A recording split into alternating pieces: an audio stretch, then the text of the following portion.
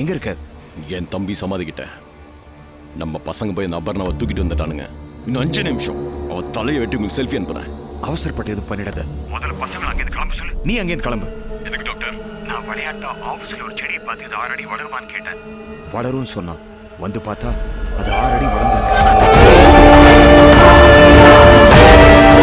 அவளுக்கு ஏதோ அமானுஷ சக்தி இருக்கு. She is not an ordinary girl. அவ சக்தி என்னன்னு நானும் பார்க்குறேன்.